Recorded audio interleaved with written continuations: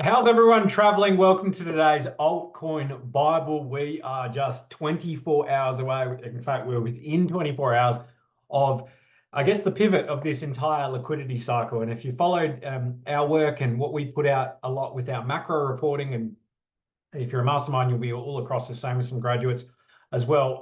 Bitcoin and crypto, they generally run and move into massive bull markets when we see a loosening of the liquidity. And that's what we're about to see with rate cuts. Now, the short-term stuff, look, it's a bit subjective. You can kind of read into it a few different ways. My view is because these are orderly cuts and not, let's say, emergency cuts after a massive market correction or a big major catalyst, let's say like COVID, this is actually going to be rather bullish. Now, I'm not saying there won't be short-term volatility, potentially just liquidations left, right, and center, up and to the downside. But I think what we're seeing, especially in the stock market right now, and also we're seeing a bit of there's just some energy about crypto right now. So I'm thinking we are going to see that big uptick after the event. Again, you can never predict what's going to happen here. My initial sense is, though, we have to treat these massive catalyst events almost like a sell the news type situation, depending on how aggressive the cuts are. So if we're looking here, it was sort of forethought that 0.25% was going to be the easy path. That's all they're going to do. I think markets will like that generally, and it's kind of why we're seeing this, I guess, surge into it. But over the last, let's say, week, we've seen a large uptick in the probability that there's going to be a 0.5 cut. There's even talk of 0.75. I think that's absolutely ridiculous. But 0.5 seems to be firming in probabilities. Now, this doesn't really, I say it matters, but then it doesn't. These can really flip. And what this sentiment is going off of, I believe, is a Wall Street Journal article and some other, I guess, talk about unemployment, going up and whatnot. But let's just look at this very, very soberly. If they do a 0.5, I think there will be some severe short-term volatility, potentially the downside, but I think we rally pretty hard. It's going to be a dip that's going to be bought. And a 0.25, it's questionable whether we actually do get a reasonable dip in equities. Now, does it matter for crypto? Probably. I feel like most investors right now are going to, and this is the smart plan right now, is to go defensive, is to just be a little bit more defensive. If you're in a high risk position, let's say a really low market cap position that you have gotten to recently, it's a short-term trade, it might be a good time to maybe pump the brakes on that just until we have a bit of clarity on the other side. Because if there is a dip here into the event and you wake up the next day, you wait for that day to close and you see that you can buy everything at a 10-20% discount, we have maybe a final sweep of that 55,000 region, you're likely going to get a lot more value in that. But if we wake up, tomorrow, much higher, fantastic. You know that we're now into a positive regime, more than likely, and you can buy on maybe an aggressive, let's say, breakout target that you've had set on your charts. I wanted to give you guys a bit of an overview. I might do a bit of a write-up for the masterminds, potentially share it to the other groups on what I'm expecting. But so far, I'm seeing some positivity in markets. It doesn't mean it's going to last through today. Again, I think as we approach the deadline, I think it's about 3:30 in the morning tomorrow is the rate cut. So yeah, we're going to see some volatility. Again, when I say volatility, it just means sharp price movements in either direction. So we could get a rally into it, then a sell the news, then rally back up, that type of situation. That's what I'm thinking. Now, let's move on over to the altcoin Bible. So one of the best looking charts right now in crypto is SUI. Now, it's an up and coming layer one. I know Raoul Paul's all over it. He's on the board and whatnot, so he shields it a lot. But you know what, the charts, that's all I really care about in these sessions, apart from, some fundamental, chat here and there. I do know overnight, though, SUI had native USDC tokens added to the SUI ecosystem, which seems like a big deal for the liquidity and internal network dynamics. But just looking at the chart, we've been following for a little while. If we zoom in, well, actually, first of all, let's sort of step back and look at the broader downtrend that SUI's been in for a very long time. It broke that downtrend conclusively at this point here. Now it tried through there, got sold into, tried through there again, got sold into. Bitcoin and larger market moves sort of forced the hand on some of these hopium drives. First breakout is often wrong. Second breakout can actually be right most times, but if the market's still in a weak, precarious state, can get sold off again. So this is just chop to cut up derivatives and traders. So this third breakout though is really important, and it looks like it's going to stick. The reason why is we've conclusively made a higher high.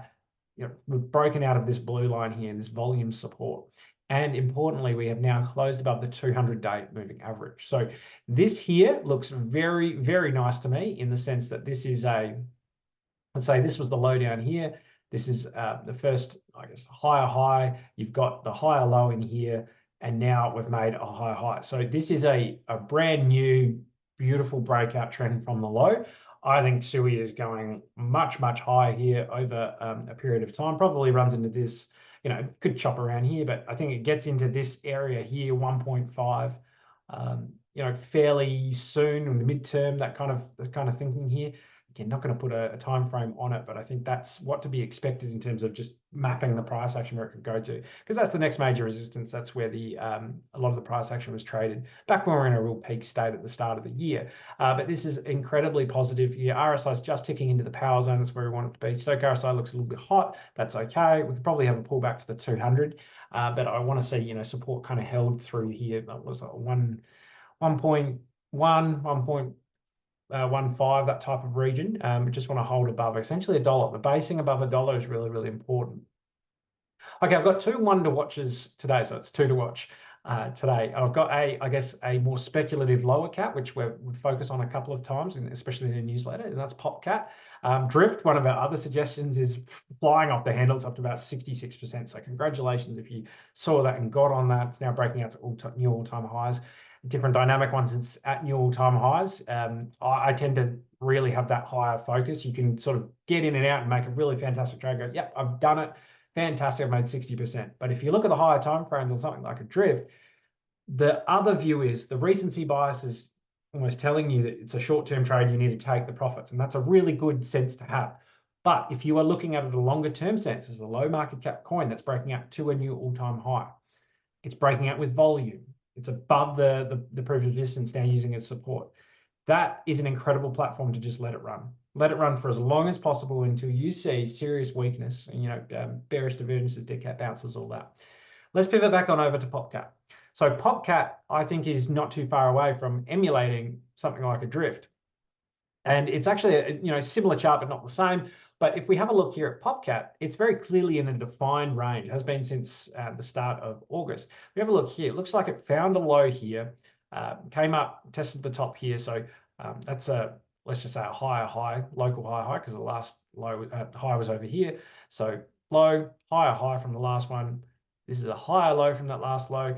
And now I mean, this very clearly looks like that's trying to create a trend within the range, but it's not bullish and confirmed, in my personal opinion, until we crack this upper range and create another higher high through here. And then you've got a very clear upwards shaping trend, and you want it to come back and bounce off this, resistance flip support at around about 78 cents. So let's say 80 cents, give or take. It's going to just probably oscillate just above that for a bit. But then you're in the all-time high territory in the PopCat. And once you're up there, I think the market really starts to get really juicy to the upside. And this is what's great about coins with no previous price history, or just a really close recent price history, is it doesn't have the baggage that a lot of these dinosaur coins have. And when I say dinosaur coins, I mean that's been here for multiple cycles, where you can see a lot of previous price action, in terms of, it's fallen so far that above it, it's got a lot of resistance levels that it run into. With something like PopCat, something like Drift, they're actually really great because they can just fly, because there is no previous price action. There's no areas for traders to go, we're going to throw in a bunch of sell orders here, or we're going to trade this here. They're really running off, Fibonacci extensions and different things like that after that point. But for an investor, an investor and maybe a spot trader with maybe a longer term focus, you can make some serious money on these new coins. All right, my other one to watch today is FET. And I could almost throw the whole AI space into this basket. And when I say AI space, maybe mean more the more serious AI tokens. You've got Injective, Fetch, Render, those sort of types. Near could be thrown in there. But I did this previously last week, and I was just looking at this trend, and I'm thinking, okay, this is the start of something pretty nice. You've got this inverse head and shoulders that has developed, which again, I think I had this left here since last Altcoin Bible. Or maybe it was a mastermind video, it doesn't matter. You see here, left shoulder, inverse head, right shoulder, found the low here, bounce. And what it's trying to do is, if this is a breakout from an inverse head and shoulders pattern, then what we really are expecting here is this is a higher low, and then we're going to rip up to this, which is the 200-day moving average at about 1.8 as our next higher high. So that's what we want to see. And this here constructively looks really nice. It's bouncing off the resistance turn support now, and now it's building for that rip to the upside. Now, I know BlackRock has just said they're doing an AI investment fund. So again, there's lots of nice little narratives and catalysts that you could attach to it. And once she's out of this, then you can start to see, all right, well, if it's building into this rip to the 200, where could it go from there? And I like to kind of build out and forecast, because it's so crazy how often I do these squiggles, and you guys might do your own little drawings and squiggles where you think something might end up, and just a simple pattern which kind of mirrors Elliott waves.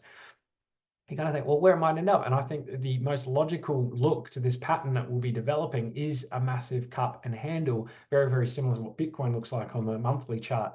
And most altcoins will do this, that are going to respond really strongly in this next period, is they're going to have to recontend with the area that they broke down from, which would be for FET about $2.10, that kind of region here. You see, once it broke this level, that was the floor, and then it fell out.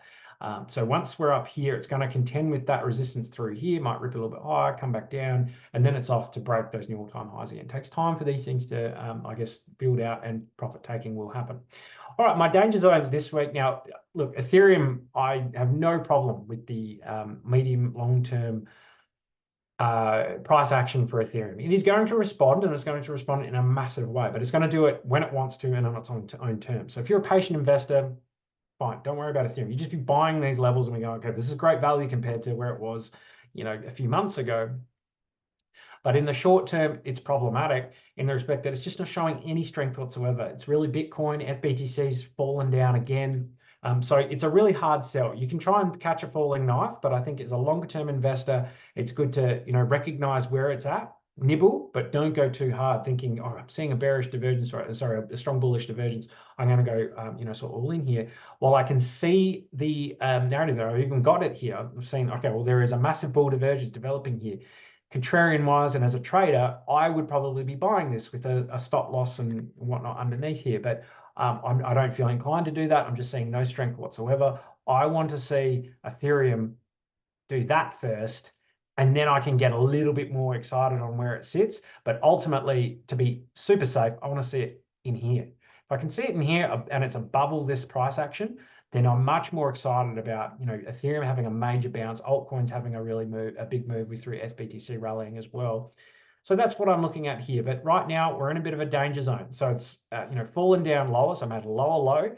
It's actually made another lower high. So you can see here, lower high, lower high, lower high, run into resistance, previous support turn resistance, run into there, and now it's falling beneath these moving averages. This to me, it's in a danger zone. It doesn't look great. It could rally from here. Absolutely. RSI starting to point down again. It just doesn't look enticing to me whatsoever. So that is my danger zone this week, guys. So hope you've enjoyed this episode. Also, guys, I'm still doing one-on-one calls. I've had some tremendous ones so far. I think I've had 4. I've still got a few spots left. So if you're interested, make sure find the link. I might be able to post it down below and you can book in with me, but they've been tremendously valuable. So have a great day. We'll catch you again next time. See you later. Bye.